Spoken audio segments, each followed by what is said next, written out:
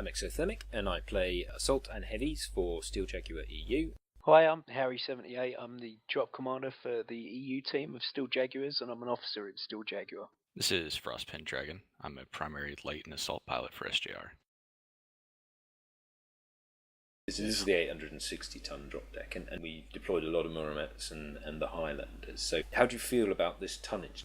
This is really heavy. We don't tend to practice this heavy in opens when we're doing 12s practice, but what had been working for us previously, the two wins we'd got today, was using the Muramets and the 733Cs to take down their heavy stuff fast. This drop deck is kind of like a mixed drop deck of, I consider Muramets like a brawler mech, and the Atlas DDC in there to support with ECM, and it also is a lot of armor and a lot of firepower to be able to push it to the enemy, get the right engagement range. We got the upper spawn here on River City, and I think most teams feel a lot more confident when they get the upper spawn. It's a lot more defensible, and you just feel like you've got a lot more tactical options. It's usually up to the other team to try and create a tactical option that gives them the advantage, and it's a difficult thing to attack from the lower spawn. How are we likely to be wanting to deploy our units? I mean, have you got a tactic already in mind? So what SJR does here from the spawn is they send their brawlers into lower because it's a nice place to engage with them, and also it's some kind of pressure on their base, but we keep our ranged up top for defense, and we try and get an idea of where they're going. As it turns out, Antares Scorpions moved their forces up into upper city. And is there any sort of drop deck that Antares Scorpions could take that if we scouted we would want to now initially change the tactic that we're doing? Or is it likely that at 860 tons we're more than happy where we are with what we've done regardless of what they're going to bring? It all depends on what the scouts report. All of our tactics are intelligence driven.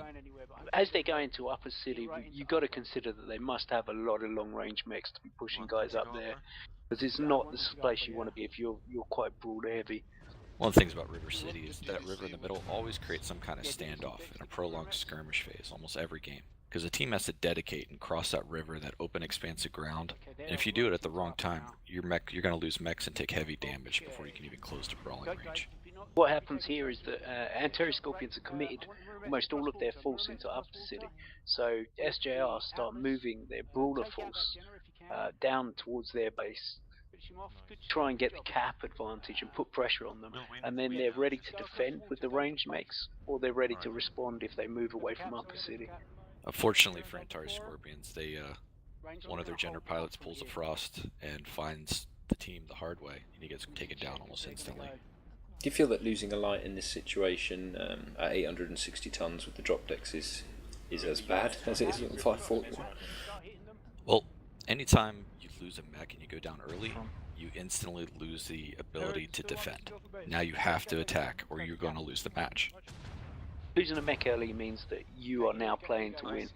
I mean, on a map like River City, that usually happens anyway. It's not the kind of map that you end up with a draw, but it does put it into the ball into their court now that they've got to create something. And they tried to create something here by pushing our spawn. I'm not sure if this is a response to us trying to cap them. It possibly trying to beat us on the cap, or they weren't aware that we were just about to attack their base. Trying to go survival mode here with our heavy mechs to try and delay the cap as long as possible, because Antares Scorpion don't send back any kind of defense force.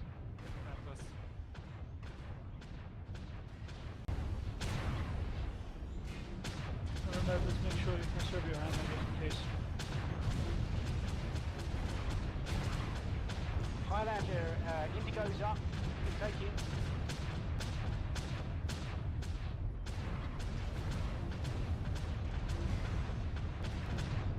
GG. Turn coming. Hit the spider. UAV up. Whee! Great job. Good job, guys. Very nice calls. This was a slightly different one because we actually capped. So looking at their disposition on their mechs now, do you think if it had been a different map that there would be much to say between the drop decks, or would it be a case of this being we would feel confident facing that on any map? if you look at that drop deck, it's quite a mixed drop deck. They're still taking the DDCs like they did earlier, because DDCs are just really strong brawlers. They're still the king for brawling.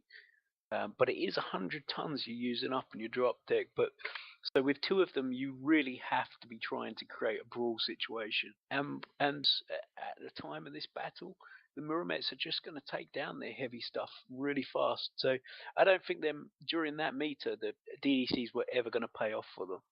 On a game like this, the damage numbers don't show much. This was purely a positional win for SJR.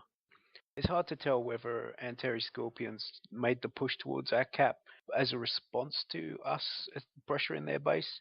And a different response that might have worked for them was to head back to base, but it would have put their mechs in a nice position for us to respond with basically our brawlers in brawler range and our range mechs able to hit them as they tried to move back.